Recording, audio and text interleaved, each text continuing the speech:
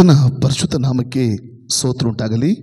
ಪ್ರೀತಿಯ ದೇವರ ಮಕ್ಕಳೇ, ಮತ್ತೆ ಈ ಲೈಫ್ ಟಿವಿ ಮೂಲಕ ಈ ಪ್ರಾರ್ಥನೆ ಸಮಯದಲ್ಲಿ ನಿಮ್ಮನ್ನು ಸಂಧಿಸುವಂತೆ ಯೇಸು ಸ್ವಾಮಿ ಕೊಟ್ಟಂಥ ಈ ಮಹಾ ಕೃಪೆಗಾಗಿ ನಾನು ಕರ್ತನಿಗೆ ಸ್ತೋತ್ರ ಸಲ್ಲಿಸ್ತೇನೆ. ಪ್ರೀತಿಯ ದೇವರ ಮಕ್ಕಳೇ, ನಾನು ಕರ್ತನಲ್ಲಿ ನಂಬ್ತಿದ್ದೇನೆ. ಈ ಒಂದು ಪ್ರಾರ್ಥನೆ ಸಮಯದಲ್ಲಿ ದೇವರ ಆತ್ಮನು ಅಂದರೆ ಪರಿಶುದ್ಧ ಆತ್ಮನು ನಿಮ್ಮೊಂದಿಗೆ ಮಾತಾಡುವಂಥ ದೇವರ ವಾಕ್ಯ ನಿಮ್ಮ ಕುಟುಂಬಕ್ಕೆ, ನಿಮ್ಮ ಆತ್ಮಿಕ ಜೀವನಕ್ಕೆ ಇದು ಆಶೀರ್ವಾದವಾಗಿ ಬಲವಾಗಿ ಇದೆ ಎಂಬುದಾಗಿ. ಕಾರಣ ದೇವರು ವಾಕ್ಯವಾಗಿದ್ದಾರೆ. ವಾಕ್ಯದಲ್ಲಿ ಜೀವ, ವಾಕ್ಯದಲ್ಲಿ ಬಿಡುಗಡೆ, ವಾಕ್ಯದಲ್ಲಿ ಸೌಖ್ಯ, ವಾಕ್ಯದಲ್ಲಿ ರಕ್ಷಣೆಯನ್ನು ದೇವರಿಟ್ಟಿದ್ದಾರೆ. ಆದ್ದರಿಂದ ಪ್ರೀತಿಯ ದೇವರ ಮಕ್ಕಳೇ, ಈ ದೇವರ ವಾಕ್ಯವನ್ನು ಕೇಳುವಂಥ, ನಂಬುವಂಥ ಪ್ರತಿಯೊಬ್ಬರ ಜೀವಿತದಲ್ಲಿ, ನಿಮ್ಮ ಕಾರ್ಯಗಳಲ್ಲಿ ಈ ವಾಕ್ಯ ನಿಮ್ಮನ್ನು ಆಶೀರ್ವದಿಸ್ತದೆ. ಆಮೇನ್. ಆದ್ದರಿಂದ ದೇವರ ಮಕ್ಕಳೇ, ದೇವರ ವಾಕ್ಯವನ್ನು ಒಂದು ಭಯಭಕ್ತಿಯಿಂದ, ಒಂದು ನಂಬಿಕೆ, ಒಂದು ವಿಶ್ವಾಸ, ಒಂದು ನಿರೀಕ್ಷೆಯಿಂದ ನೀವು ದೇವರ ವಾಕ್ಯ ನೋಡುವಾಗ, ಕೇಳುವಾಗ, ವಾಕ್ಯವಾದ ದೇವರು ಕರ್ತನಾದ ಯೇಸು ನಿಮ್ಮ ಜೀವಿತದಲ್ಲಿ ನೀವು ಎದುರು ನೋಡುವಂಥ ಆಶೀರ್ವಾದಗಳನ್ನು, ಬಿಡುಗಡೆಗಳನ್ನು, ಜಯಗಳನ್ನು ಅನುಗ್ರಹಿಸುವ ದೇವರಾಗಿದ್ದಾರೆ. ಮತ್ತು ಮಕ್ಕಳೇ, ಈ ನವೆಂಬರ್ ತಿಂಗಳು, ಈ ವರ್ಷದ 11 ತಿಂಗಳಲ್ಲಿ ನಾವು ದೇವರ ವಾಗ್ದಾನವನ್ನು ನಾವು ನೋಡ್ತಿದ್ದೇವೆ. ಈ ತಿಂಗಳು ದೇವರು ವಾಗ್ದಾನ ಮೂಲಕ ನಮ್ಮೊಂದಿಗೆ ಮಾತಾಡಿದ್ದಾರೆ. ನಾವು ಉಳಿದಿರುವುದು ಆತನ ಕೃಪೆಯೇ. ಆಮೇನ್. ಆತನ ಕರುಣೆಗಳಿಗೆ ಅಂತ್ಯವೇ ಇಲ್ಲ. ಪ್ರೀತಿಯ ಸಹೋದರ, ಪ್ರೀತಿಯ ಸಹೋದರಿ, ಪ್ರಲಾಪಗಳು 3ನೇ ಅಧ್ಯಾಯ 22ನೇ ವಾಕ್ಯದಲ್ಲಿ ನಾವು ಆ ವಾಕ್ಯವನ್ನು ವಾಗ್ದಾನವಾಗಿ ನೋಡ್ತಿದ್ದೇವೆ. ಈ ತಿಂಗಳು ಮಂತ್ ಆಫ್ ಗ್ರೇಸ್, ಕೃಪೆಯ ತಿಂಗಳಾಗಿ ದೇವರು ಅನುಗ್ರಹಿಸಿದ್ದಾರೆ. ದೇವರು ಮಾತಾಡಿದ್ರು, ಈ ನವೆಂಬರ್ ತಿಂಗಳು ಯಾರೆಲ್ಲ ನನ್ನ ಕೃಪೆಯನ್ನು ಹೊಂದ್ಕೊಳ್ತಾರೋ, ನನ್ನ ಕೃಪೆಯನ್ನು ನಂಬ್ತಾರೋ, ನನ್ನ ಕೃಪೆಗೆ ಜಾಗ ಕೊಡ್ತಾರೋ, ಅವರ ಜೀವಿತದಲ್ಲಿ ದೊಡ್ಡ ಕಾರ್ಯಗಳು, ದೊಡ್ಡ ಅದ್ಭುತಗಳು, ದೊಡ್ಡ ಅತಿಶಯಗಳನ್ನು ನಾನು ನೋಡಿಸ್ತೀನಿ ಎಂಬುದಾಗಿ ನಂಬಿದರೆ ದೇವರ ಮಹಿಮೆನ ನೋಡ್ತೀರಾ. ನೋಡಿ, ಈ ತಿಂಗಳು ಏಸಪ್ಪ ಹೇಳಿದ್ರು, ನೀವು ಉಳಿದಿರುವುದು ನನ್ನ ಕರುಣೆಯೇ, ನನ್ನ ಕೃಪೆಯೇ, ನನ್ನ ಕರುಣೆಗಳಿಗೆ ಅಂತ್ಯವೇ ಇಲ್ಲ. ಪ್ರೀತಿಯ ಸಹೋದರ, ಪ್ರೀತಿಯ ಸಹೋದರಿ, ಈ ವರ್ಷ ಆರಂಭದಲ್ಲಿದ್ದಂಥ ಅನೇಕ ಜನರನ್ನ ಈ ವರ್ಷದ ಅಂತ್ಯದಲ್ಲಿ ಜೀವಂತವಾಗಿ ನಾವು ನೋಡೋಕ್ಕಾಗ್ತಿಲ್ಲ. ಆಮೇನ್. ಆದರೆ ಇವತ್ತು ನೀವು, ನಾವು, ನಮ್ಮ ಕುಟುಂಬ ಜೀವಂತವಾಗಿದೆ ಅಂದರೆ ನಮ್ಮ ಶಕ್ತಿಯು, ನಮ್ಮ ಬಲವು, ನಮ್ಮ ಸಾಮರ್ಥ್ಯವೂ ಅಲ್ಲ, ದೇವರ ಕೃಪೆ, ಆತನ ಕರುಣೆ, ಆತನ ದಯೆ, ಆತನ ಕನಿಕರ. ಆಮೇನ್. ಅಲ್ಲೆಲೂಯಾ. ನಂಬ್ತೀರಾ? ಒಪ್ಕೊಳ್ತೀರಾ ನೀವು? ಹೌದು ಸ್ವಾಮಿ, ಹೌದು ಯೇಸಪ್ಪ. ಈ ವರ್ಷದ ಅಂತ್ಯದಲ್ಲಿ ನಾವು ಕುಟುಂಬವಾಗಿದ್ವಿ ಅಂದರೆ, ನಾವು ಇವತ್ತು ಕೂಡ ಜೀವಂತವಾಗಿ ಬದುಕ್ತಿದ್ವಿ ಅಂದರೆ, ನಾವು ಸಮಾಧಾನವಾಗಿರೋದು ಕಾರಣ, ನಾವು ಸೌಖ್ಯವಾಗಿರೋದು ಕಾರಣ, ನಾವು ಆಸುವಾಗಿರೋದು ಕಾರಣ, ನಾವು ಸುರಕ್ಷಿತವಾಗಿರೋದು ಕಾರಣ, ನಾವು ನಿಮ್ಮ ಸೇವೆಯಲ್ಲಿ ನೆಲೆಗೊಳ್ಳೋ ಕಾರಣ ನಮ್ಮ ಸಾಮರ್ಥ್ಯ ಅಲ್ಲಪ್ಪ, ನಮ್ಮ ಜ್ಞಾನ ಅಲ್ಲಸಪ್ಪ, ನಮ್ಮ ಒಂದು ಬಲ ಅಲ್ಲಸಪ್ಪ, ನಿಮ್ಮ ಕೃಪೆ. ಯಾರಲ್ಲ ಈ ದೇವರ ಕೃಪೆ ಎಂಬುದು ಒಪ್ಪಿಸ್ಕೊಳ್ತಿರೋ, ಈ ಕೃಪೆ ನಿಮ್ಮಲ್ಲಿ ಅಧಿಕವಾಗುತ್ತದೆ.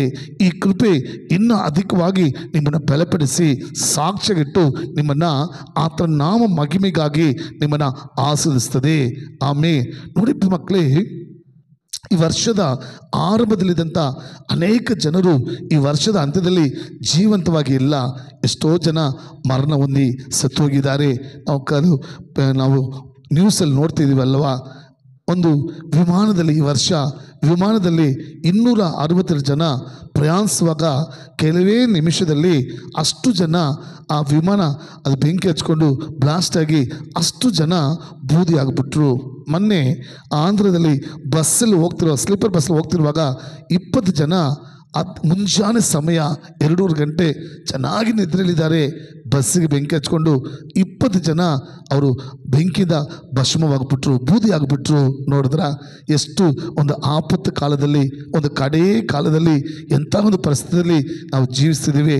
ನಡ್ಕೊಂಡು ಹೋಗೋರಿಗೆ ಒಂದು ಸುರಕ್ಷತೆ ಇಲ್ಲ, ಸೈಕಲಲ್ಲಿ ಹೋದರೂ ಸುರಕ್ಷತೆ ಇಲ್ಲ, ಬೈಕಲ್ಲಿ ಹೋದರೂ ಸುರಕ್ಷತೆ ಇಲ್ಲ, ಕಾರಲ್ಲಿ ಹೋದರೂ ಸುರಕ್ಷತೆ ಇಲ್ಲ, ಬಸ್ಸಲ್ಲಿ ಹೋದರೂ ಸುರಕ್ಷತೆ ಇಲ್ಲ, ವಿಮಾನದಲ್ಲಿ ಹೋದ್ರೂ ಕೂಡ ಸುರಕ್ಷಿತ ಇಲ್ಲ.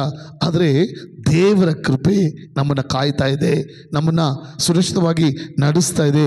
ಇವತ್ತು ಕೂಡ ನಾವು ಕುಟುಂಬವಾಗಿ ಜೀವಂತವಾಗಿ ನಾವು ಬದುಕ್ತೀವಿ ಅಂದರೆ ಕರ್ತನ ಕೃಪೆ. ಆಮೇನ್, ಹಲ್ಲೆಲೂಯಾ. ಈ ವಾಕ್ಯವನ್ನು ಕೇಳ್ತಿರುವ ನೋಡ್ತಿರುವ, ಹೌದು ಸ್ವಾಮಿ, ನಿಮ್ಮ ಕೃಪೆನೇ, ನಿಮ್ಮ ಕನಿಕರಣೆ, ನಿಮ್ಮ ಕರುಣೆ ಎಂಬುದಾಗಿ ಯಾರೆಲ್ಲ ನೀವು ಆಮೇನ್ ಅಂತ ಹೇಳ್ತಿರೋ, ಈ ಏಸಪ್ಪ ಕೃಪೆ ನಿಮ್ಮನ್ನು ಇನ್ನೂ ಬಲಪಡಿಸಿ, ನಿಮ್ಮನ್ನು ಇನ್ನೂ ಆಶ್ರಯಿಸಿ, ಹೊಸ ವರ್ಷದಲ್ಲಿ ಹೊಸ ಕೃಪೆಯಿಂದ ನಿಮ್ಮನ್ನು ತುಂಬಿಸಿ ನಡೆಸುವ ದೇವರಾಗಿದ್ದಾರೆ. ಆಮೇನ್. ಆದ್ದರಿಂದ ಯಾರಿಗೆ ಈ ದೇವರ ಕೃಪೆ? ಆಮೇನ್. ದೇವರು ಯಾರಿಗೆ ಕೃಪೆಯನ್ನು ಅನುಗ್ರಹಿಸ್ತಾರೆ ಎಂಬುದಾಗಿ ಸತ್ಯದಲ್ಲಿ ನೋಡುವಾಗ 1 ಅರಸು ಪುಸ್ತಕ 3ನೇ ಅಧ್ಯಾಯ 6ನೇ ವಾಕ್ಯ. 1 King 3:6. 1 ಅರಸು ಪುಸ್ತಕ 3ನೇ ಅಧ್ಯಾಯ 6ನೇ ವಾಕ್ಯ ಓದುವಾಗ, ದಾವೀದನಿಗೆ ನೀನು ಮಹಾಕೃಪೆಯನ್ನು ತೋರಿಸಿದಿ, ಅವನ ಮೇಲೆ ಬಹಳವಾಗಿ ಕೃಪೆ ಮಾಡಿದಿ. ಆಮೇನ್, ಹಲ್ಲೆಲೂಯಾ. ನನ್ನ ಪ್ರೀತಿಯ ಸಹೋದರ, ನನ್ನ ಪ್ರೀತಿಯ ಸಹೋದರಿ, ನಾವು ಕೃಪೆ ಮೇಲೆ ಕೃಪೆಯನ್ನು ಹೊಂದಿಕೊಳ್ಳಬೇಕು. ನಮ್ಮ ಜೀವಿತದಲ್ಲಿ ಕೃಪೆ ಹೆಚ್ಚಾಗುತ್ತಲೇ ಇರಬೇಕು. ಆಮೇನ್.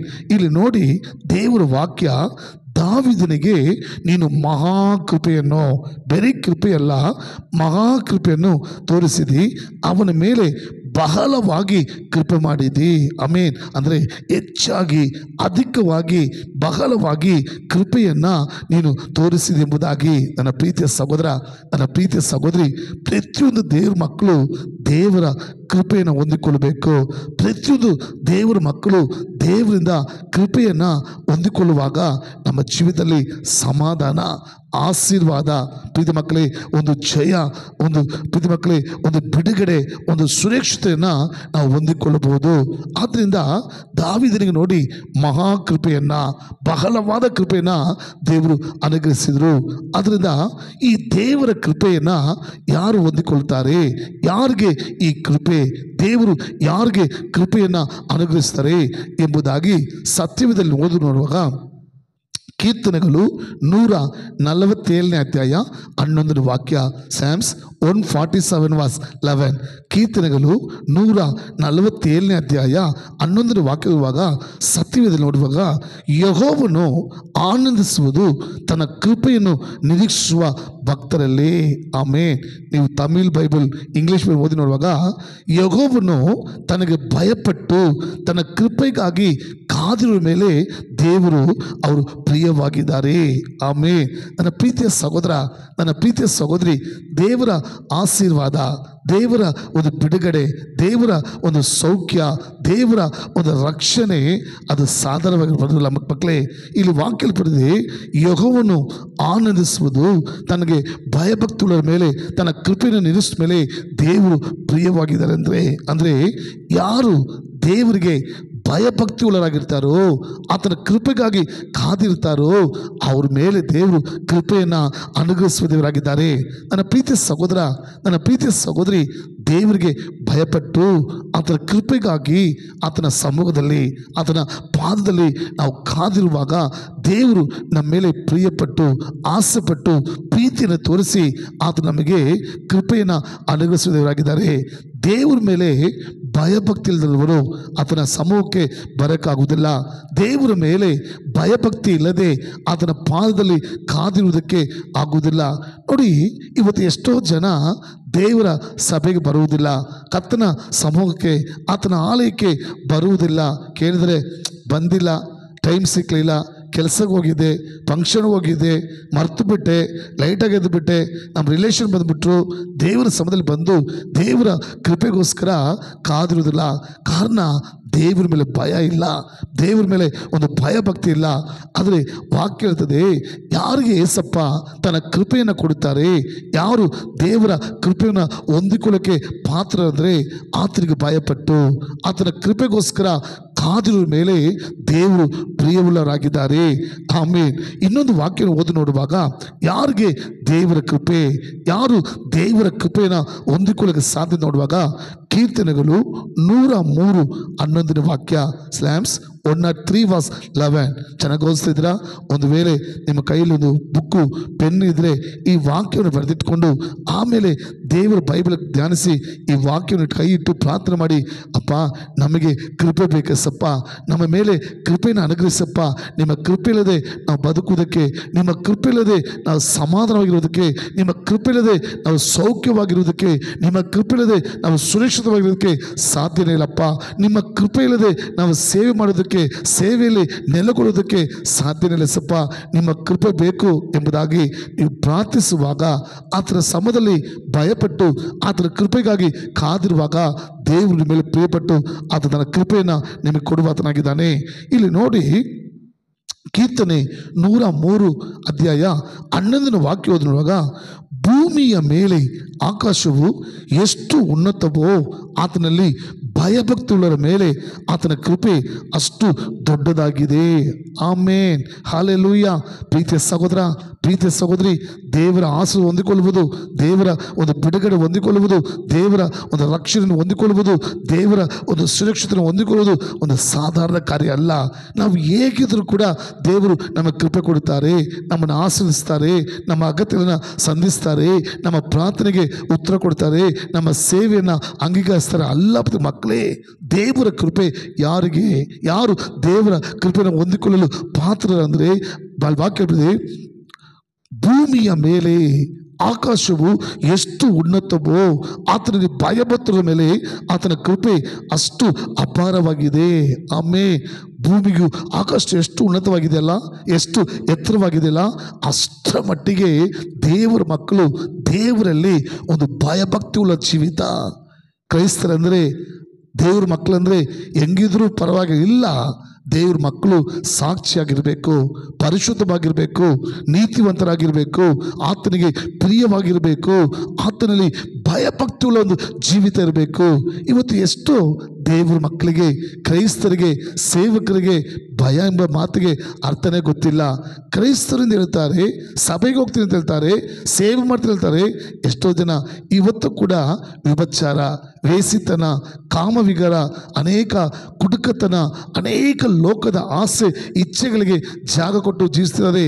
ಇದಕ್ಕೆ ಕಾರಣ ಏನಪ್ಪ ಅಂದರೆ, ಅವ್ರಿಗೆ ದೇವರ ಭಯಭಕ್ತಿ ಇಲ್ಲ, ಒಂದು ಜೀವಿತವನ್ನು ಮಾಡ್ತಿದ್ದಾರೆ. ಇಲ್ಲಿ ನೋಡಿ, ಭೂಮಿಯ ಮೇಲೆ ಆಕಾಶವು ಎಷ್ಟು ಉನ್ನತವೋ ಆತನಲ್ಲಿ ಭಯಭಕ್ತಿಗಳ ಮೇಲೆ ಆತನ ಕೃಪೆಯು ಅಷ್ಟು ಅಪಾರವಾಗಿದೆ. ಪ್ರೀತಿಯ ಸಹೋದರ, ಪ್ರೀತಿಯ ಸಹೋದರಿ, ಈ ವಾಕ್ಯವನ್ನು ಕೇಳಿದ್ರು ನೀವು ಕೂಡ, ಸ್ವಾಮಿ ನಿಮಗೆ ಭಯಪಡುವಂಥ ಒಂದು ಭಯಭಕ್ತಿಯನ್ನು, ಒಂದು ಪರಿಶುದ್ಧವಾಗಿ ಜೀವಿಸುವಂಥ ಒಂದು ಜೀವನವನ್ನು, ಸಾಕ್ಷಿಯಾಗಿ ಜೀವಿಸುವಂಥ ಒಂದು ಜೀವಿತವನ್ನು, ನೀತಿ ಉಳ್ಳವರಾಗಿ ಜೀವಿಸುವಂಥ ಒಂದು ಜೀವಿತವನ್ನು ನಮಗೆ ಅನುಗ್ರಹಿಸಪ್ಪ. ಅದಕ್ಕೆ ಕೃಪೆಯನ್ನು ತೋರಿಸು. ಸೇವೆ ಮಾಡುವಂಥ ನಾವು ಸಾಕ್ಷಿಯಾಗಿರಬೇಕು, ಪರಿಶುದ್ಧವಂತರಾಗಿರಬೇಕು, ನೀತಿವಂತರಾಗಿರಬೇಕು, ಆತನಿಗೆ ಭಯಭಕ್ತಿಯುಳ್ಳರಾಗಿರಬೇಕು. ಆಗ ತಾನೇ ದೇವರು ಕೃಪೆಯನ್ನು ಕೊಡುವುದಕ್ಕೆ, ಕೃಪೆಯನ್ನು ಹೊಂದಿಕೊಳ್ಳೋದಕ್ಕೆ ಸಾಧ್ಯ. ನಮ್ಮ ಸೇವೆಯಲ್ಲಿ ಆರಂಭದ ದಿನದಲ್ಲಿ ನನ್ನ ಜೊತೆ ಒಂದು ಯೌವನಸ್ಥ ತಮ್ಮ ಇದ್ದ. ಅವನು ನಮ್ಮ ಜೊತೆಲಿ ಸೇವೆ ಮಾಡ್ತಾ ಇದ್ದ, ಆದರೆ ಸಾಕ್ಷಿ ಇಲ್ಲ, ಪರಿಶುದ್ಧ ಒಂದು ಜೀವಿತ ಇಲ್ಲ. ಅನೇಕ ಸರಿ, ತಮ್ಮ ನೀನು ಸೇವೆಗೆ ಒಪ್ಪಿಸ್ಕೊಡ್ತೀಯಪ್ಪ, ಸೇವೆಗೆ ನಿನ್ನ ಜೊತೆ ಇದೆಯಾ, ಪರಿಶುದ್ಧ ತುಂಬ ಮುಖ್ಯ ಕಣ, ಸಾಕ್ಷಿ ತುಂಬ ಮುಖ್ಯ. ಆದರೆ ಅನೇಕ ಶರೀರ ಇಚ್ಛೆಗೆ, ಮಾಂಸ ಇಚ್ಛೆಗೆ, ಲೋಕದ ಆಸೆಗೆ ಜಾಗ ಕೊಟ್ಟರು ಕೆಲವು ತಪ್ಪುಗಳನ್ನ, ಪಾಪಗಳನ್ನ ಮಾಡ್ತಾ ಇದ್ದ. ಎಷ್ಟು ಅವನಿಗೆ ಎಚ್ಚರಿಕೆ ಕೊಟ್ಟರು ಕೂಡ ಅದಕ್ಕೆ ಒಪ್ಪಿಸ್ಕೊಡ್ಲ. ಅವನಿಗೆ ಮದುವೆ ಆಯಿತು, ಮಕ್ಕಳಾಯಿತು, ಆದರೂ ಕೂಡ ಅಲೇ ಸ್ವಭಾವ, ಅಲೇ ಗುಣಗಳು, ಅಲೇ ಪಾಪಗಳು ಅವನು ಬಿಟ್ಟು ಕೊಟ್ಟಿಲ್ಲ. ಎಷ್ಟು ಸರಿ ಇಲ್ಲ ತಮ್ಮ, ನೀನು ಸೇವೆ ಮಾಡ್ತಾ ಇದೆಯಾ, ಮದುವೆ ಆಗಿದೆ, ಮಕ್ಕಳಾಗಿದೆ, ನೀನು ಮಾನಸ ಹೊಂದಬೇಕು, ದೇವರಿಗೆ ಒಂದು ಪರಿಶುದ್ಧವಾದ, ಒಂದು ಸಾಕ್ಷಿಯುಳ್ಳ, ನೀತಿಯುಳ್ಳ, ಭಯಭಕ್ತಿಯುಳ್ಳ ಒಂದು ಜೀವಿತವನ್ನು ಜೀವಿಸಬೇಕು. ಇಲ್ಲ, ಅವನು ಕೇಳಿಲ್ಲ, ಆ ವಾಕ್ಯಗೆ ಅವನು ಸ್ವಲ್ಪನ ಕಿವಿಗೊಟ್ಟಿಲ್ಲ. ಮದುವೆಯಾಗಿ ಮಕ್ಕಳಾಗಿ ಸೇವೆ ಮಾಡ್ತಾ ಕೂಡ ಪಾಪ ಮಾಡ್ತಿದ್ದ. ಕೆಲವು ವರ್ಷ ಮುಂಚೆ ಚಿಕ್ಕ ವ್ಯಾಧಿ, ಜ್ವರ ಬಂತ ಅಷ್ಟೇ, ಹಾಸ್ಪಿಟ್ಲ್ಗೆ ಹೋದವನು ಅವನು ಮತ್ತೆ ಜೀವಂತವಾಗಿ ಬಂದೇ ಇಲ್ಲ. ಇವತ್ತು ಅವ್ರ ಹೆಂಡತಿ ಮಕ್ಕಳು ರೋಡಲ್ಲಿ ಅನಾಥ ನಿಂತ್ಕೊಳ್ಳೋ ಪರಿಸ್ಥಿತಿ ನೋಡಿದ್ರ? ನನ್ನ ಪ್ರೀತಿಯ ಸಹೋದರ, ನನ್ನ ಪ್ರೀತಿಯ ಸಹೋದರಿ, ನಾವು ದೇವರ ಮಕ್ಕಳು ಪರಿಶುದ್ಧವಾಗಿರೋದಕ್ಕೆ ಒಪ್ಪಿಸ್ಕೊಡ್ಬೇಕು, ಸಾಕ್ಷಿಯಾಗಿ ಜೀವಿಸೋದಕ್ಕೆ ನಮ್ಮನ್ನು ಒಪ್ಪಿಸ್ಕೊಡ್ಬೇಕು, ಭಯಭಕ್ತಿಯುಳ್ಳರಾಗಿ ಜೀವಿಸೋದಕ್ಕೆ ಒಪ್ಪಿಸ್ಕೊಡ್ಬೇಕು, ನೀತಿವಂತರಾಗಿ ಜೀವಿಸೋದಕ್ಕೆ ನಮ್ಮನ್ನು ಒಪ್ಪಿಸ್ಕೊಡ್ಬೇಕು, ದೇವರಿಗೆ ಪ್ರಿಯವಾಗಿರುವುದಕ್ಕೆ ನಮ್ಮನ್ನು ಒಪ್ಪಿಸ್ಕೊಡ್ಬೇಕು. ಆಗ ದೇವರು ನಮ್ಮ ಮೇಲೆ ಕೃಪೆಯಾಗಿರ್ತಾರೆ, ಆತ ನಮಗೆ ಕೃಪೆಯನ್ನು ಅನುಗ್ರಹಿಸ್ತಾರೆ. ದಾವಿನಿಗೆ ಮಹಾಕೃಪೆ, ದಾವಿದಿಗೆ ಬಹಳ ಕೃಪೆನ ಆತನ ಅನುಗ್ರಹಿಸಿದನು. ಆಮೇಲೆ ಅದರಿಂದ ದೇವರ ಮಕ್ಕಳು ಹೇಗಂದ್ರೆ ಹಾಗೆ ಜೀವಿಸುವುದು ಜೀವಿತ ಅಲ್ಲ. ಕ್ರೈಸ್ತ ಜೀವಿತ ಒಂದು ಭಯಭಕ್ತಿಗಳ ಜೀವಿತವಾಗಿ ಜೀವಿಸಬೇಕು. ಇನ್ನೊಂದು ವಾಕ್ಯ ಓದುವಾಗ ಕೀರ್ತನೆಗಳು 33 ಅಧ್ಯಾಯ ಸ್ಲ್ಯಾಮ್ಸ್ 33:18. ಕೀರ್ತನೆಗಳು 33ನೇ ಅಧ್ಯಾಯ 18 ವಾಕ್ಯದೊಳಗ, ಯೆಹೋವನಾದರೂ ತನ್ನಲ್ಲಿ ಭಯಭಕ್ತರನ್ನು ಕಟಾಕ್ಷಿಸುತ್ತಾನೆ, ತನ್ನ ಕೃಪೆಯನ್ನು ನಿರೀಕ್ಷೆಯನ್ನು ಲಕ್ಷಿಸುತ್ತಾನೆ. ಆಮೇನ್, ಹಲ್ಲೆಲೂಯಾ. ದೇವರು ಯಾರನ್ನು ಕಟಾಕ್ಷಿಸುತ್ತಾರೆ, ದೇವರು ಯಾರನ್ನು ಲಕ್ಷಿಸ್ತಾರೆ ಅಂದರೆ ದೇವರು ತನ್ನಲ್ಲಿ ಭಯಭಕ್ತರನ್ನು ಕಟಾಕ್ಷಿಸುತ್ತಾನೆ. ಆಮೇಲೆ ಕೃಪೆಯನ್ನು, ತನ್ನ ಕೃಪೆಯ ನಿರೀಕ್ಷೆಯನ್ನು ಲಕ್ಷಿಸುತ್ತಾನೆ. ಇವತ್ತು ದೇವರು ಅನೇಕರಿಗೆ ಲಕ್ಷ್ಯವನ್ನು ಕೊಡ್ತಾ ಇಲ್ಲ, ಅವರ ಪ್ರಾರ್ಥನೆಗೆ ಕಿವಿ ಕೊಡ್ತಾ ಇಲ್ಲ, ಅವರ ಕಣ್ಣೀರಿಗೆ ಆತನು ಕಿವಿ ಕೊಡ್ತಾ ಇಲ್ಲ. ಕಾರಣ ಗೊತ್ತಾ? ಅನೇಕರು ದೇವ್ರ ಮಕ್ಕಳು ಅದ್ಭುತ ಬೇಕು, ಬಿಡುಗಡೆ ಬೇಕು, ಸಮಾಧಾನ ಬೇಕು, ಆಶೀರ್ವಾದ ಬೇಕು, ಜೀವನದಲ್ಲಿ ಒಂದು ಉನ್ನತ ಸ್ಥಾನ ಬೇಕು. ಆದರೆ ಕೃಪೆ ಬೇಡ. ನನ್ನ ಪ್ರೀತಿಯ ಸಹೋದರ, ನನ್ನ ಪ್ರೀತಿಯ ಸಹೋದರಿ, ಒಂದು ವೇಳೆ ಈ ವಾಕ್ಯವನ್ನು ನೋಡುತ್ತಿರುವ ಕೇಳುತ್ತಿರುವ ನಿನ್ನೊಂದಿಗೆ ಕರ್ತನ ಆತ್ಮನು ನಿಮ್ಮನ್ನು ಮಾತಾಡ್ತಿದ್ರೆ, ಒಂದು ವೇಳೆ ಪಾಪದ ಜೀವಿತದಲ್ಲಿದೆಯಾ, ದೇವರು ಅಸಹ್ಯ ಪಡುವ ಒಂದು ಜೀವಿತವನ್ನು ನೀನು ಜೀವಿಸ್ತಾ ಇದೆಯಾ? ನನ್ನ ಸಹೋದರ, ನನ್ನ ಪ್ರೀತಿಯ ಸಹೋದರಿ, ಇವತ್ತು ಆ ಪಾಪದಿಂದ ಬಿಟ್ಟು ಆಚೆ ಬಾ. ದೇವರ ಕೃಪೆಯನ್ನು ಹೊಂದಿಕೋ, ದೇವರ ಕೃಪೆಯಲ್ಲಿ ಬಲ ಹೊಂದಿಕೋ, ದೇವರ ಕೃಪೆಯನ್ನು ಆಶ್ರಯಿಸ್ಕೋ. ಆ ದೇವರ ಕೃಪೆ ನಿಮ್ಮನ್ನು ಆಶೀರ್ವದಿಸಿ ನಿಮ್ಮನ್ನು ಸಾಕ್ಷಿ ನಿಲ್ಲಿಸ್ತದೆ. ಆ ಕೃಪೆ ನಿಮ್ಮನ್ನು ಮಹಿಮೆ ನಡೆಸ್ತದೆ. ಆಮೇಲೆ ಅದರಿಂದ ನೋಡಿ ಮಕ್ಕಳೇ, ದೇವರ ಮಕ್ಕಳು ಭಯ, ಯಾರಿಗೆ ದೇವರ ಕೃಪೆ, ಯಾರು ದೇವರ ಕೃಪೆನ ಹೊಂದಿಕೊಳ್ಳಲು ಸಾಧ್ಯ ಅಂದರೆ ಯಾರು ದೇವರಿಗೆ ಭಯಭಕ್ತಿಯುಳ್ಳರಾಗಿ. ಆಮೇಲೆ ಭಯಭಕ್ತಿ ತುಂಬ ಮುಖ್ಯ. ತುಂಬ ಜನಗೆ, ದೇವ್ರ ಮಕ್ಕಳಿಗೆ, ಸೇವಕರಿಗೆ ಭಕ್ತಿ ಇದೆ, ಭಕ್ತಿಯ ವೇಷ ಇದೆ. ಆದರೆ ಅನೇಕ ಜನರಿಗೆ ದೇವ್ರ ಮೇಲೆ ಒಂದು ಭಯ ಇಲ್ಲ. ಅದಕ್ಕೆ ಅವರು ಪಾಪ ಮಾಡ್ತಾರೆ. ಪ್ರತಿ ಮಕ್ಕಳೇ ಸ್ವಲ್ಪನೂ ಮುಂದೆ ಹಿಂದೆ ಯೋಚನೆ ಮಾಡದೆ ಪಾಪ ಮಾಡ್ತಾರೆ, ಪಾಪದಲ್ಲಿ ಜೀವಿಸ್ತಿದ್ದಾರೆ. ಇದಕ್ಕೆ ಕಾರಣ ಏನಂದ್ರೆ ಅವ್ರು ಚರ್ಚ್ಗೂ ಹೋಗ್ತಾರೆ, ಬೈಬಲ್ ಓದ್ತಾರೆ, ಅವ್ರು ಪ್ರಾರ್ಥನೆ ಮಾಡ್ತಾರೆ, ಸೇವೆ ಕೂಡ ಮಾಡ್ತಾರೆ, ಅದ್ರ ಜೊತೆಗೆ ಅವರು ಪಾಪನೂ ಕೂಡ ಮಾಡ್ತಾರೆ. ಕಾರಣ ಒಂದೇ, ಭಕ್ತಿ ಇದೆ, ದೇವರಿಗೆ ಭಯಪಡುವ ಭಯ ಇಲ್ಲ. ಅದಕ್ಕೆ ವಾಕ್ಯ ಬರೆದಿದೆ, ಕರ್ತನಿಗೆ ಭಯಭಕ್ತರ ಮೇಲೆ ಆತನ ಕೃಪೆಯನ್ನು ಅನುಗ್ರಹಿಸ್ತಾನೆ. ಆಮೇಲೆ ಅದರ ಪ್ರೀತಿ ದೇವ್ರ ಮಕ್ಕಳೇ, ದೇವರಿಗೆ ಒಂದು ಭಯಭಕ್ತಿ ಜೀವನ ಮಾಡೋದಕ್ಕೆ ನಮ್ಮನ್ನು ಒಪ್ಪಿಸ್ಕೊಡೋಣ. ಕಡೆಯದಾಗಿ ಸತ್ಯದಿಂದ ಒಂದು ವಾಕ್ಯ ಓದುವಾಗ ಕೀರ್ತನೆ 89ನೇ ಅಧ್ಯಾಯ 49ನೇ ವಾಕ್ಯ ಸ್ಲ್ಯಾಮ್ಸ್ 89:49. ಕೀರ್ತನೆಗಳು 89ನೇ ಅಧ್ಯಾಯ 49ನೇ ವಾಕ್ಯ ನೋಡುವಾಗ, ದಾವೀದನಿಗೆ ವಾಗ್ದಾನ ಮಾಡಿ ನಡೆಸ್ತಿದ್ದ ಮುಂಚಿನ ಕೃಪಾ ಕಾರ್ಯಗಳು ಎಲ್ಲಿ? ಆಮೇಲೆ ಇಲ್ಲಿ ಒಂದು ಭಕ್ತನು ದೇವರು ನೋಡಿ ದಾವೀದನಿಗೆ ವಾಗ್ದಾನ ಮಾಡಿ ನಡೆಸ್ತಿದ್ದ ಮುಂಚಿನ ಕೃಪಾ ಕಾರ್ಯಗಳಲ್ಲಿ. ಅಪ್ಪ, ದಾವೀದನಿಗೆ ಮಾತ್ರ ವಾಗ್ದಾನ ಮಾಡಿ ಕೃಪೆನ ಅನುಗ್ರಹಿಸಿ ಮಹಾಕೃಪೆ, ಬಹಳ ಕೃಪೆ, ದೊಡ್ಡ ಕೃಪೆನ ಕುರಿಮೇಯಿಸಿ ಮನುಷ್ಯನ ರಾಜ್ಯನ ನಡೆಸಿದಲ್ಲಪ್ಪ. ಅವನ ಪಾಪನ ಶ್ರಮಿಸಿ ಪರಿಶುದ್ಧ ಮಾರ್ಪಡಿಸಿದಪ್ಪ. ಆ ಕೃಪಾ ಕಾರ್ಯಗಳು ಎಲ್ಲಿ? ಕಾರಣ ಗೊತ್ತಾ? ಇವತ್ತು ಅನೇಕರು ದೇವರ ಕೃಪೆಯನ್ನು ಕಳ್ಕೊಂಡಿದ್ದಾರೆ. ಇವತ್ತು ಅನೇಕರು ದೇವರ ಕೃಪೆನ ವ್ಯರ್ಥ ಮಾಡಿಕೊಂಡಿದ್ದಾರೆ. ಇವತ್ತು ಅನೇಕರು ದೇವರ ಕೃಪೆನ ಹೊಂದಿಕೊಳ್ಳಕ್ಕೆ ಆಗ್ತಾ ಇಲ್ಲ. ಕಾರಣ ಗೊತ್ತಪ್ಪ ಮಕ್ಕಳೇ, ದೇವರ ಮೇಲೆ ಒಂದು ಭಯಭಕ್ತಿ ಇಲ್ಲದ ಒಂದು ಜೀವಿತ. ಇವತ್ತು ನಮ್ಮ ಜೀವಿತ ಮಾರಿಸಿಕೊಳ್ಬೇಕು. ಇವತ್ತು ನಮ್ಮ ಜೀವಿತವನ್ನು ದೇವರಿಗೆ ಸಾಕ್ಷಿಯಾಗಿ ಜೀವಿಸುವಂತೆ, ಭಯಭಕ್ತಿಯಾಗಿ ಜೀವಿಸುವಂತೆ, ಆತನಿಗೆ ಪ್ರಿಯವಾಗಿ ಜೀವಿಸುವಂತೆ ನಮ್ಮನ್ನು ಒಪ್ಪಿಸಿಕೊಡುವಾಗ ದೇವರು ಖಂಡಿತವಾಗಿ ದಾವೀದನಿಗೆ ಅನುಗ್ರಹಿಸಿದ ಆ ವಾಗ್ದಾನವಾದ ಕೃಪಾ ವರಗಳನ್ನು ದೇವರು ನಮ್ಮ ಜೀವಿತ ಕೂಡ ಅನುಗ್ರಹಿಸ್ತಾರೆ. ಇವತ್ತು ನೋಡಿ, ಯಾಕೆ ಕೃಪೆ ಹೊಂದ್ಕೊಳ್ಳೋಕ್ಕಾಗ್ತಿಲ್ಲ? ಯಾಕೆ ದೇವರು ಕೃಪೆಯನ್ನು ಅನುಗ್ರಹಿಸೋಕ್ಕಾಗ್ತಿಲ್ಲ? ಯಾಕೆ ಅನೇಕರು ದೇವರ ಕೃಪೆನ ವ್ಯರ್ಥ ಮಾಡಿಕೊಂಡು ಅನೇಕರ ದೇವರ ಕೃಪೆನ ಕಳ್ಕೊಳ್ಳೋಕ್ಕೆ ಕಾರಣ ಏನು? ಭಯಭಕ್ತಿ ಇಲ್ಲ. ನೋಡಿ, ದೇವ್ರ ಮಕ್ಕಳು ಹೇಳ್ತಾರೆ ಚರ್ಚ್ಗೆ ಹೋಗೋದಿಲ್ಲ, ದೇವರ ಮಕ್ಕಳು ಹೇಳ್ತಾರೆ ಅವರು ಆರಾಧನೆ ಮಾಡುವುದಿಲ್ಲ, ದೇವರ ಮಕ್ಕಳು ಹೇಳ್ತಾರೆ ಅವರು ಪ್ರಾರ್ಥನೆಗೆ ಅವ್ರಿಗೂ ಸಂಬಂಧವಿಲ್ಲ, ಬೈಬಲ್ ಓದುವುದಿಲ್ಲ, ಮನೆಗಳಲ್ಲಿ ಕುಟುಂಬ ಪ್ರಾರ್ಥನೆ ಇಲ್ಲ, ಎಷ್ಟೋ ಸೇವೆಗೆ ಒಪ್ಪಿಸಿಕೊಟ್ಟು ಸೇವೆ ಅವ್ರು ಮಾಡುವುದಿಲ್ಲ, ಪರಿಶುದ್ಧವಾದ ಒಂದು ಜೀವಿತ, ಸಾಕ್ಷಿಯ ಜೀವಿತ ಜೀವಿಸುವುದಿಲ್ಲ. ಇಂಥವ್ರು ದೇವರ ಕೃಪೆನ ಹೇಗೆ ಹೊಂದಿಕೊಳ್ಳಲು ಸಾಧ್ಯ? ದೇವರು ತಾನೇ ಹೇಗೆ ತನ್ನ ಕೃಪೆನ ಅನುಗ್ರಹಿಸ ಸಾಧ್ಯ? ಹೇಗೆ ತನ್ನ ದೇವರ ಕೃಪೆನ ನಾವು ಹೊಂದಿಕೊಳ್ಳೋಕ್ಕೆ ಸಾಧ್ಯ? ಮಕ್ಕಳೇ, ಆದ್ದರಿಂದ ಇವತ್ತು ಈ ದೇವರ ವಾಕ್ಯವನ್ನು ನೋಡಿದ ಕೇಳಿದ ಪ್ರತಿಯೊಬ್ಬರು ಕೂಡ ಸ್ವಾಮಿ ನನಗೆ ನಿನ್ನ ಕೃಪೆ ಬೇಕು ಎಸಪ್ಪ, ನಿಮ್ಮ ಕೃಪೆ ಇಲ್ಲದೆ ನಾನು ಸುರಕ್ಷಿತವಾಗಿರುವುದಕ್ಕೆ, ಜೀವಂತವಾಗಿರುವುದಕ್ಕೆ, ಸುಖವಾಗಿರುವುದಕ್ಕೆ, ಅಪ್ಪ ನಿಮ್ಮ ಸೇವೆ ಮಾಡುವುದಕ್ಕೆ, ನಾನು ಆಸವಾಗಿರುವುದಕ್ಕೆ, ನಾನು ಸಾಕ್ಷಿ ಇರೋದಕ್ಕೆ ಸಾಧ್ಯನೇ ಇಲ್ಲ ಎಸಪ್ಪ.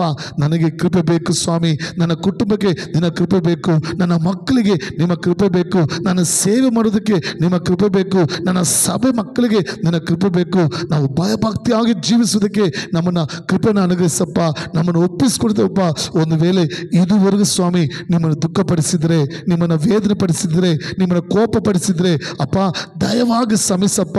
ನಿಮ್ಮ ಕೃಪೆಯನ್ನು ನಾವು ವ್ಯರ್ಥ ಮಾಡಿಕೊಂಡಿದ್ರೆ, ನಿಮ್ಮ ಕೃಪೆಯನ್ನು ನಾವು ಕಳ್ಕೊಂಡಿದ್ರೆ ಸ್ವಾಮಿ ದಯವಾಗಿ ಶ್ರಮಿಸಿ ಮತ್ತೆ ಆ ಕೃಪೆಯನ್ನು ದಾವೀದನಿಗೆ ವಾಗ್ದಾನ ಮಾಡಿ ನಡೆಸಿದಂಥ ಆ ಕೃಪಾ ಕಾರ್ಯಗಳು, ಆ ಮಹಾ ಕೃಪೆ, ದೊಡ್ಡ ಕೃಪೆಯನ್ನು ನಮಗೆ ಅನುಗ್ರಹಿಸಪ್ಪ. ನಮ್ಮನ್ನು ಒಪ್ಪಿಸಿಕೊಡುತ್ತೇವೆ. ಪರಿಶುದ್ಧವಾಗಿ, ಸಾಕ್ಷಿಯಾಗಿ, ನೀತಿವಂತರಾಗಿ, ನಿಮಗೆ ಭಯಭಕ್ತರಾಗಿ ಜೀವಿಸುವುದಕ್ಕೆ ಒಪ್ಪಿಸಿಕೊಡುತ್ತೇನೆ ಎಂಬುದು ಒಪ್ಪಿಸಿಕೊಡುವಾಗ ದೇವರು ಕೃಪೆಯನ್ನು ಅನುಗ್ರಹಿಸ್ತಾರೆ. ದೇವರು ನೀವು ಎದುರು ನೋಡುವಂಥ ಅದ್ಭುತ ಮಾಡಿ ನಿಮ್ಮನ್ನು ಕೃಪೆಯಾಗಿ ನಡೆಸುವುದನ್ನು ನೋಡ್ತೀರಾ. ಒಪ್ಪಿಸಿಕೊಡೋಣವಾ? ಪ್ರಾರ್ಥಿಸೋಣವಾ?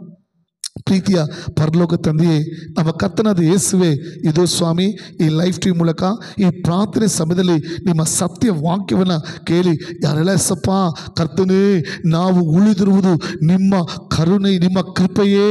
ಆಮೇ ನಿಮ್ಮ ಕರುಣೆಗಳಿಗೆ ಅಂತ್ಯವೇ ಇಲ್ಲಪ್ಪ. ನಂಬ್ತೀವಿ ಸ್ವಾಮಿ. ಈ ವರ್ಷ ಆರಂಭದಿಂದ ತುಂಬ ಜನ ಜೀವಂತವಾಗಿ ಅಂತ್ಯದಲ್ಲಿ ಇಲ್ಲಪ್ಪ. ಆದರೆ ನಾವು ಕುಟುಂಬವಾಗಿ ಜೀವಂತವಾಗಿರೋದಕ್ಕೆ ಕಾರಣ, ಸಮಾಧಾನವಾಗಿರೋದಕ್ಕೆ ಕಾರಣ, ಸುರಕ್ಷಿತವಾಗಿರೋದಕ್ಕೆ ಕಾರಣ ಅಪ್ಪ, ಸುಖವಾಗಿ ನಾವು ಸೇವ್ ಮಾಡೋದಕ್ಕೆ ಕಾರಣ ಅಪ್ಪ ನಿಮ್ಮ ಕೃಪೆ. ನಿಮ್ಮ ಕೃಪೆ ನಮ್ಮ ಬಲ ಅಲ್ಲಪ್ಪ, ನಮ್ಮ ಸಾಮರ್ಥ್ಯ ಅಲ್ಲಪ್ಪ, ನಮ್ಮ ಜ್ಞಾನ ಅಲ್ಲಪ್ಪ, ನಿಮ್ಮ ಕೃಪೆ, ನಿಮ್ಮ ಕೃಪೆ, ನಿಮ್ಮ ಕೃಪೆ ಸಪ್ಪ. ಹೌದು ಕರ್ತನೆ, ನಾವು ಒಪ್ಪಿಕೊಳ್ತೀವಿ ಸಪ್ಪ, ನಾವು ನಂಬುತ್ತೇವೆ ಸಪ್ಪ. ನಿಮ್ಮ ಕೃಪೆ ಬೇಕಪ್ಪ. ನಿಮ್ಮ ಕೃಪೆನ ನಮಗೆ ಅನುಗ್ರಹಿಸಪ್ಪ. ಒಂದು ವೇಳೆ ಸ್ವಾಮಿ ನಿಮ್ಮ ಮಕ್ಕಳಿಂದ ಹೇಳಿಕೊಂಡು ಕೂಡ, ನಿಮ್ಮ ಸೇವಕರನ್ನು ಹೇಳಿಕೊಂಡು ಕೂಡ ನಾವು ಭಯಭಕ್ತಿ ಇಲ್ಲದ ಒಂದು ಜೀವನ ಮಾಡಿದರೆ, ನಿಮಗೆ ವಿರೋಧವಾಗಿ ಪಾಪ ಮಾಡಿದರೆ, ನಿಮಗೆ ವಿರೋಧವಾಗಿ ಅಸಹ್ಯವಾದ, ನೀವು ಅಸಹ್ಯ ಪಡುವಂಥ ಕಾರ್ಯವನ್ನು ನಾವು ಮಾಡಿದರೆ ದಯವಾಗಿ ಶ್ರಮಿಸಿ ನಿಮ್ಮ ಕೃಪೆಯನ್ನು ಅನುಗ್ರಹಿಸಪ್ಪ. ಇದು ಯಾರೆಲ್ಲ ಒಪ್ಪಿಸ್ಕೊಡ್ತಿದ್ದಾರೋ ಕರ್ತನೇ ಕೃಪೆ ಕೃಪೆ ಕೃಪೆ ಅಂತ ಕೇಳ್ತಿದ್ದಾರೋ, ಬೇಡ್ತಿದ್ದಾರೋ ಅವ್ರನ್ನ ಶ್ರಮಿಸಿ ಅಪ್ಪ. ಅವ್ರ ಪಾಪನ ಮನ್ನಿಸಿ ರಾಜ, ಕೃಪೆಯನ್ನು ಅನುಗ್ರಹಿಸಪ್ಪ. ಅವ್ರಿಗೆ ಸೌಖ್ಯವನ್ನು ಕೊಡು, ಸಮಾಧಾನವನ್ನು ಕೊಡು, ಜೀವವನ್ನು ಕೊಡು, ಬಿಡುಗಡೆಯನ್ನು ಕೊಡು, ಜಯವನ್ನು ಕೊಡು, ಸಂತೋಷವನ್ನು ಕೊಡು, ರಕ್ಷಣೆಯನ್ನು ಕೊಡಪ್ಪ, ಅಭಿಷೇಕವನ್ನು ಕೊಡಪ್ಪ. ಮತ್ತೆ ಕೃಪಾವರ ಕೊಟ್ಟು ಸೇವೆಯಲ್ಲಿ ಅವರ ಉಪಯೋಗಿಸಿ ರಾಜ. ಒಬ್ಬೊಬ್ಬರ ಮೇಲೆ ದೇವರ ಕೃಪೆ ಇಳಿತಿರೋದಕ್ಕೆ ಸ್ತೋತ್ರ, ದೇವರ ಕೃಪೆ ಮುಟ್ಟುತ್ತಿರೋದಕ್ಕೆ ಸ್ತೋತ್ರ, ದೇವರ ಕೃಪೆ ಕ್ರಿಯೆ ಮಾಡ್ತಿರೋದಕ್ಕೆ ಸ್ತೋತ್ರಪ್ಪ. ನಿಮ್ಮ ನಾಮ ಮಾತ್ರ ಪಡಲಿ ನಮ್ಮ ಜೀವನ ತಂದೆಯೇ. ಆಮೇನ್. ದೇವರು ತಾನೇ ಕೃಪೆಯಿಂದ ನಿಮ್ಮನ್ನು ಆಶ್ರಯಿಸಲಿ. ದೇವರ ಕೃಪೆ ಇಂದು ಎಂದು ಸದಾಕಾಲ ನಮ್ಮ ಯಾರ ಮೇಲಿರಲಿ. ಆಮೇನ್. God bless you.